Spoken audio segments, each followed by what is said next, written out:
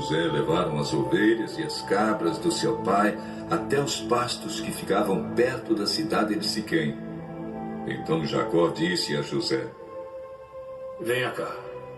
Vou mandar você até Siquém, onde os seus irmãos estão cuidando das ovelhas e das cabras. Estou pronto para ir.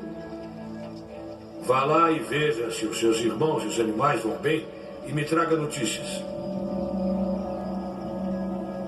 Então, dali, no vale de Hebrom, Jacó mandou que José fosse até Siquém.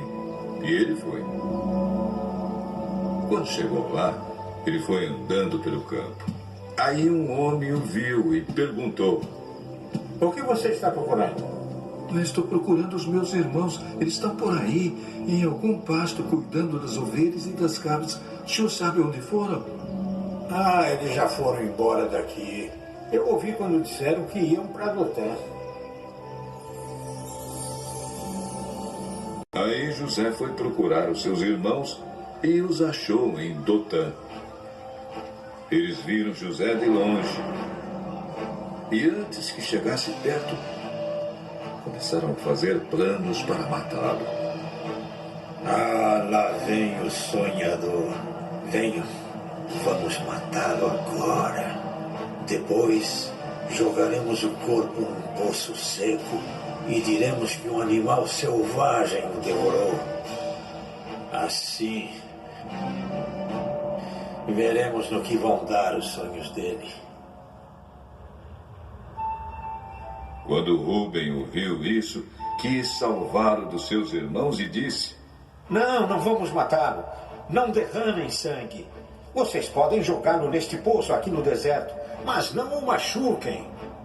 Rúben disse isso porque planejava salvá-lo dos irmãos e mandá-lo de volta ao pai.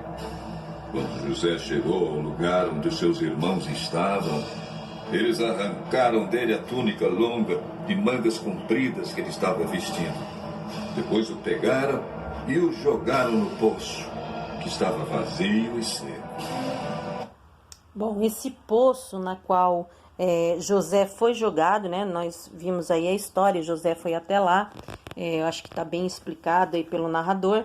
Então os irmãos jogaram ele numa cisterna, ou seja, em hebraico, se você quiser marcar aí, born, que é cisterna seca, né? Então no hebraico born, que era um poço, cisterna seca, né? Esses poços, essas borns, ainda existem muitas dessas na Palestina.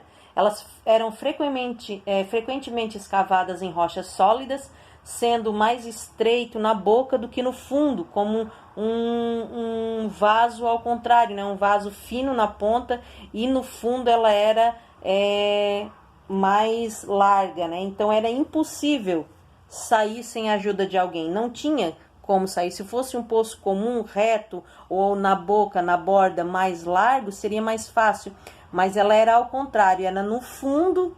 O fundo desses poços eram bem largos, mas a saída, a borda era bem estreita, então ficaria na contramão. A pessoa que estivesse tentando subir não conseguiria sem a ajuda de outra pessoa, né? Essas cisternas, elas eram também usadas, essas que já estavam secas, elas eram usadas, né, como calabouço para prisioneiros. Muitas vezes eles usavam então para aprisionar as pessoas ali dentro. E essas cisternas secas existem até hoje, algumas delas na Palestina. E sentaram-se para comer. De repente, viram que ia passando uma caravana de ismaelitas que vinha de Gileade e ia para o Egito. Os seus camelos estavam carregados de perfumes e de especiarias. Aí Judá disse aos irmãos: O que vamos ganhar se matarmos o nosso irmão e depois escondermos a sua morte? Em vez de o matarmos, vamos vendê-lo a esses ismaelitas. Afinal de contas, ele é nosso irmão, é do nosso sangue. Bom, então daí nós vimos aqui que eles resolvem, então, em vez de matar a José, eles resolvem vender José a essa companhia de ismaelitas e midianitas. Isso era muito frequente naquela época, essa companhia de ismaelitas e midianitas, porque eles viajavam juntos para se protegerem do roubo, né? Havia um comércio bem organizado entre o Egito e os outros povos. Muitos medicamentos eram vendidos no Egito, com propósito medicinal e principalmente na prática do embalsamento. Então eles se uniram, né, os ismaelitas e midianitas, e eles caminhavam juntos para evitar roubos, né, dos ladrões do deserto, que muito era encontrado naquele lugar, né? Então essa companhia muito bem organizada, né, de vários clãs, cada um com seu próprio nome e trabalho, claro, mas entre eles uma das coisas que mais dava lucro na época também era a venda de escravos. Então, por isso, aprove a eles que eles pensaram melhor: nós não vamos derramar do sangue do nosso irmão e vamos então vendê-lo como escravo, porque assim ele vai para bem longe, nós nos livramos dele e também, né, não teremos que dar conta do sangue deles. Esse foi o pensamento e foi o que eles fizeram. Os irmãos concordaram. Quando alguns negociantes midianitas passaram por ali, os irmãos de José o tiraram do poço e o venderam aos ismaelitas por 20 barras de prata. E os ismaelitas levaram José para o Egito.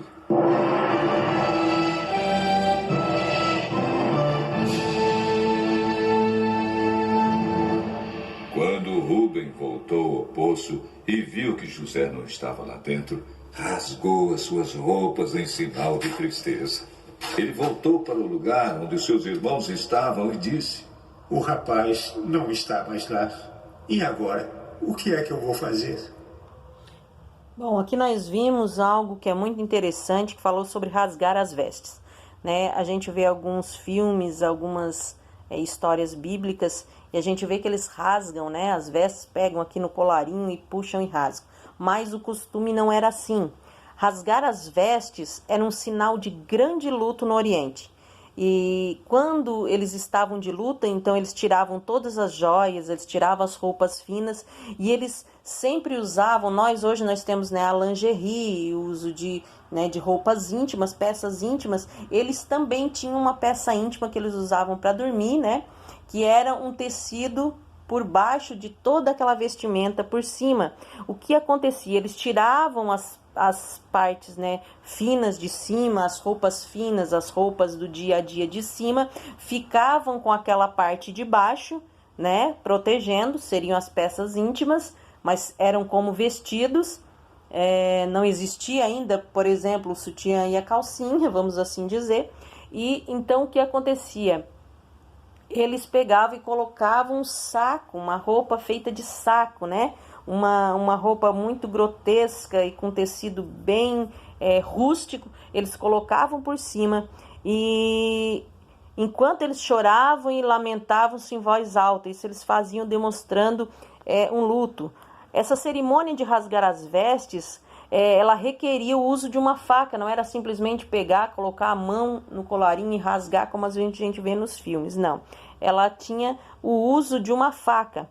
Os cortes também não eram feitos no peito, e sim os cortes eram feitos no lado direito da parte superior da roupa, quando fosse um irmão ou uma irmã, um filho ou filha, né, ou esposa, e quando fosse do lado direito feito esse corte, do lado esquerdo, perdão, feito esse corte, quando fosse pai ou mãe, ou seja, eles já sabiam quem tinha morrido na família somente de identificar de que lado estava o corte. Ou então, recapitulando, se fosse no lado esquerdo o corte, seria o pai ou a mãe daquela pessoa que teria morrido. E se fosse no lado direito, poderia ter sido um irmão, uma irmã, um filho, uma filha, ou então a esposa, né? Eles usavam então essas vestes de saco, que eram feitas geralmente de pele de bode ou de camelo, um pano bem grosseiro, bem rústico e de preferência de cor escura.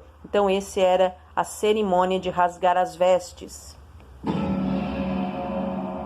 Então os irmãos mataram um cabrito e com o sangue mancharam a túnica de José. Depois levaram a túnica ao pai e disseram: Achamos isso aí. Será que é a túnica do seu filho? Sim, é a túnica do meu filho. Certamente algum animal selvagem o despedaçou e devorou.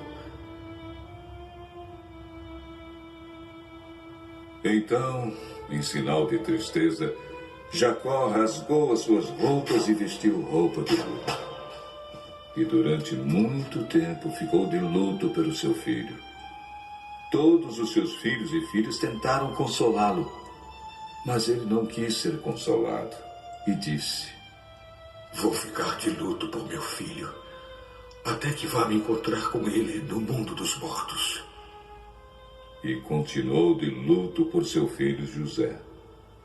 Enquanto isso, os midianitas venderam José a Potifar, oficial e capitão da guarda do rei do Egito.